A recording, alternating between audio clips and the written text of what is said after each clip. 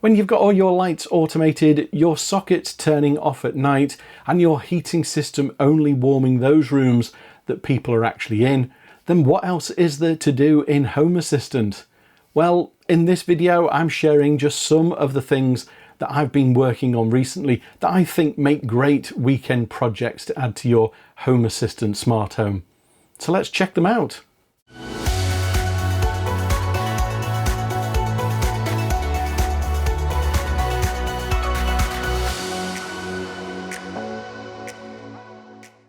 Hey everyone, my name's Simon and welcome to Byte of Geek, a channel that's all about Home Assistant and smart home technology.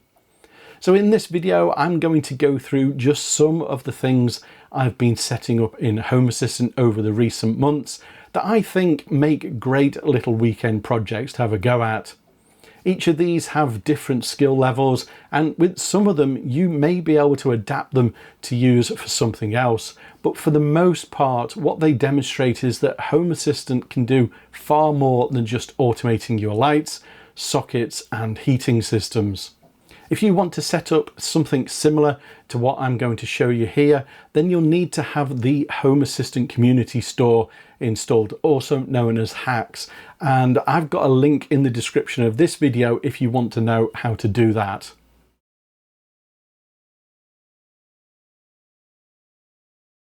The first project I've got for you is something that I mentioned in my review of the Meros presence sensor, and that is my morning briefing via my Amazon Alexa.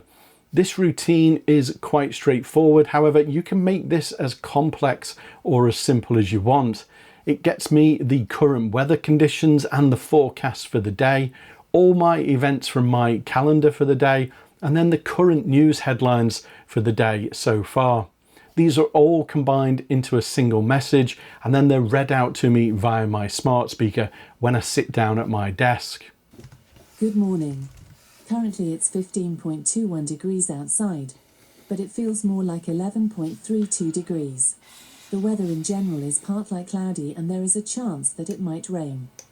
It's a little breezy out there today, with gusts of up to 33 miles per hour. You have no events scheduled for today. These are the top headlines from the BBC. If you want to set up something like this in your smart home, then you're going to need some way to get the current news headlines. And for this, I'm using an integration called Feed Parser, which you can install via Hacks. This will take an RSS newsfeed from whatever news source you specify and then make that available as a sensor in Home Assistant. Now, you can't just add this as an integration through the UI, so I've got this in my configuration YAML file, and as you can see here, I've got Feed Parser defined as a sensor, and I'm getting the details from the BBC website.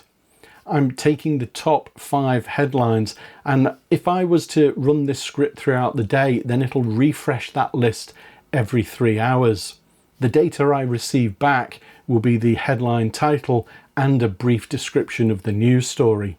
For the weather information, you just need to have a weather provider set up, and to get the best out of your update, you should look to use one that gives you more than just basic information. In the UK, I'm using the Met Office integration. And finally, the calendar is just one of the Home Assistant calendars, although if you're feeling adventurous enough, you might want to try an external one if you have one already hooked up.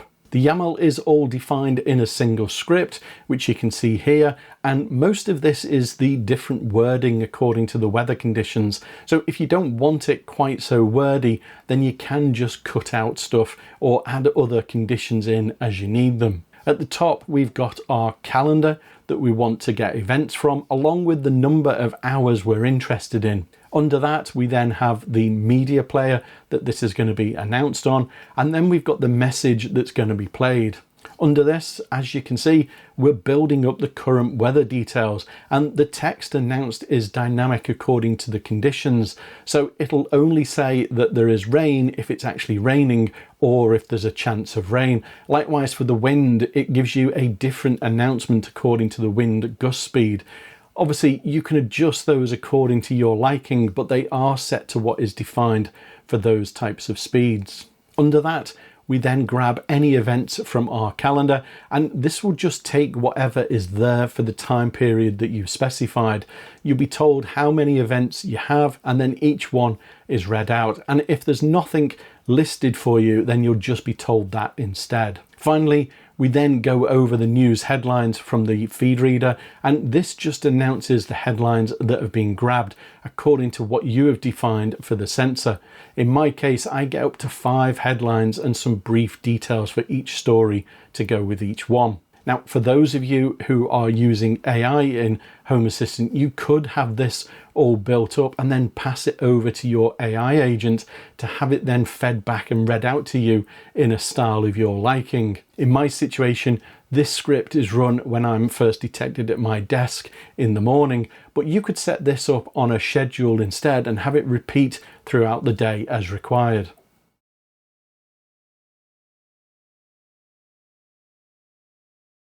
Now, most people are probably aware of MQTT because they're using Zigbee to MQTT to get their Zigbee device entities into Home Assistant. However, MQTT can be used for so much more than that, and it doesn't have to be just a regular smart device. Over the last few months, I've been building out my smart home infrastructure dashboards, and one of the things I needed was to be able to get the current temperature of the individual hard drives in my NAS. Now, I've previously shown on the channel how setting up glances can help to retrieve a lot of information from another computer. However, in a NAS, it doesn't seem to be able to retrieve the individual hard drive temperatures, which for something like Unraid, when it does its parity check or rebuild, is definitely something you need to be aware of. So I started looking around at options to try and achieve this, and one of the solutions I've come up with is a method to publish messages between my Unraid NAS and my Home Assistant server, all via MQTT. This approach has really changed my view of MQTT from something that my Zigbee devices have just been using to something that I could be using with other systems as well. The best bit about this is that once you have MQTT set up in Home Assistant, then 99% of the effort for this sits outside of Home Assistant. If you haven't got MQTT set up already, then I've got a great video on the channel that takes you through the process step by step, and I'll link that in the video description down below. So the first thing I needed to do was to find out how to publish messages from Unraid to Home Assistant. With Unraid having a slimmed down operating system, it doesn't have a built-in way to publish a message via MQTT. So I needed to set up a Docker container to do that. I'm using MQTT tools rather than the full Mosquito Docker image, as I don't need a full broker just to be able to publish a message. So I've set up a new Docker container for that.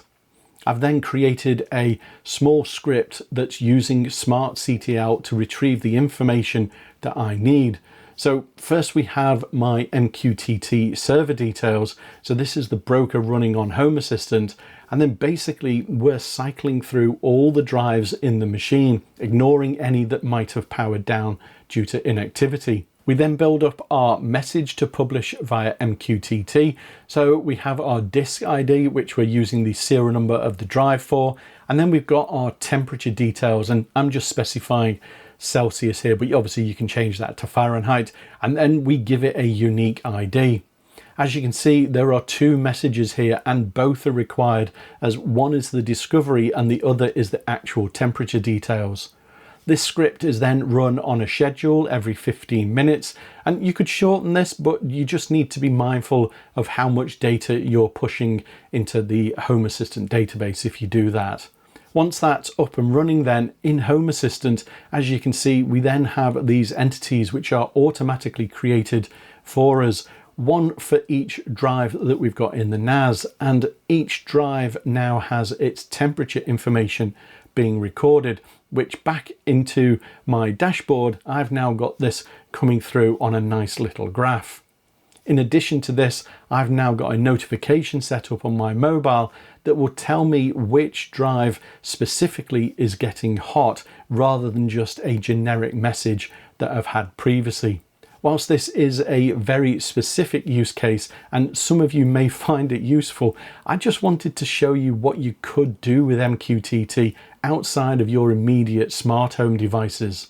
If you've got any kind of home lab or Proxmox setup running alongside Home Assistant, then something like this may well give you the ability to surface some of that data into your smart home.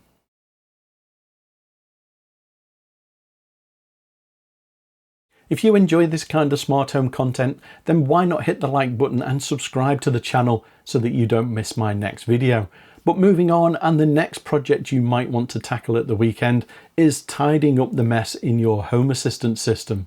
So a little while ago, I did a video on the channel explaining the different approaches you could go through to help keep on top of things and improve the overall performance of your Home Assistant system. That video went down really well, and I'll put a link to it in the description down below if you want to watch it. But one of the comments I had on that video was from someone who was using something called Home Assistant Global Health Score, or HAGHS for short, for helping them manage their system health. I've since taken a look at this, and it seems to be quite an interesting thing to add to Home Assistant. This is an integration that you install via hacks, and interestingly, the creator has defined their mission for the project, initially to be the standard way to determine the health of your system, and secondly to be something that would eventually be part of Home Assistant Core. It gives your system an overall score out of 100, with up to 40% allocated towards your hardware and up to 60% then being allocated for the software side of things. As you can see, my system has a little bit of work to do on it to reach that 100%, but that seems to be all on the Home Assistant side of things, as the hardware is scoring full marks. Taking a closer look at this then, and under your score, you then have the things that are affecting your system health. And here we've got the advisor showing that I've got over 2,500 zombie entities detected. So these are the old entities within Home Assistant, and I talk a lot about this in my other video and how that could affect your overall system. Under that, we have updates and maintenance, and from what I've seen, it does seem to give a reasonable weight towards updates. Following that, we have things like your database size and the purge time frame. And in the last panel, we have these zombie entities, and here it tells you what domains they're all across, and you can expand those out to see the detail behind each domain. Now, some of these could just be devices that are genuinely offline, or they could be things that just no longer exist, whether that's the device itself or an entity that's no longer being provided. There's quite a bit of configuration available for this. For example, you can specify entities to ignore, and you can specify how long an entity has to be unavailable before it becomes classed as a zombie. If you've got seasonal devices, so Christmas lights for example, then you can whitelist those, and it has good YAML examples for creating either a compact version of the information or a more detailed version like this. And obviously you can create something entirely different to suit your needs. Whilst this isn't going to fix the problems for you, it does give you a great way to direct you to where you need to go and tackle them yourself.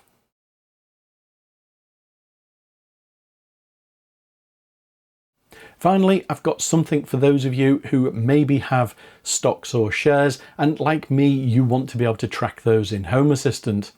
So I wanted to be able to have a dashboard that would display the holdings that I have with clear pricing information, and to see how each holding has been performing across a range of dates. In addition to this, I also wanted to be able to set up notifications when one or more of those holdings drops in value. In my case, that's 5%. I also wanted the automation to be completely generic so that it just works based on the holdings that I've entered into Home Assistant. Now, when looking as to how to do this, I considered a few options around scraping the data, and whilst that is definitely a viable route, it does rely on nothing really changing on the website that you're getting the data from. I had a look at some of the options available via hacks, and there really wasn't a huge amount available. However, of those that were, one of them looked like it just might do what I needed. So for displaying the holdings on the dashboard then, I'm using an integration called Easy Stock, and this looks to be a relatively young project. However, it's using the Yahoo API and will let you grab stocks, ETFs and crypto information, which then become entities in Home Assistant, and you can then have that displayed in a nice set of tiled cards on your dashboard, complete with charts, prices, movement and a date range of information. This is again installed via Hacks, and whilst that was straightforward to do, it did however take a bit of effort to get it working properly. I think there might be some kind of front-end caching issue happening with this, which other users have also mentioned. However, at the time of recording this video, the developer does have a new beta version to try and resolve this problem, and hopefully that will go into the full release shortly. Once you've got it installed then, you simply enter your holdings along with the exchange where they're traded. Currency conversion happens automatically, and you can also specify how frequently you want them to be updated. And as you can see, this is what that then looks like on your dashboard. Nice tiles for each holding, and you can switch through your date ranges as required. I've then created an automation to go with this, which is a trigger set up against any of those holdings. And if the movement from the old price and the new price is 5% or greater, then it will send a notification to my mobile phone with the name of the holding that's affected. If you wanted to, you could adjust this to look for a drop over a period of time rather than an immediate drop, which might be better if you want to avoid a potential drop when the markets are reacting to something when they first open on that day. So there you go, some nice little projects that you could tackle at the weekend to improve your smart home experience. Is there anything there that you're going to try out, or do you already have something similar set up? Then let me know in the comments below. I hope you enjoyed the video. If you did, then don't forget to like and subscribe to the channel so that you don't miss more smart home content like this. But as always, thanks for watching, and I'll see you in the next video. Bye for now.